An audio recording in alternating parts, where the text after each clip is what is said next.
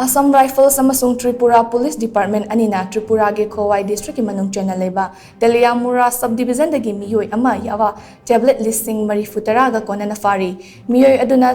THOURAKPA Tata truck Amasu police na seize Toushinkhre pau asin hai faraba potlamsing adu international market ta lupa crore tara mari dasmik mari rom gi mamal oigani akangnaba pau ama fangbadagi Khonglei tuna security force na thiba humbagi thabak chathabada potlam sing adu fagat pangam khibani faraba Meeoi aduga loinana potlam sing adu makha taba logi thabak sing lokhatnaba mari leinaba police station da sinakhre haina pau asina makha tari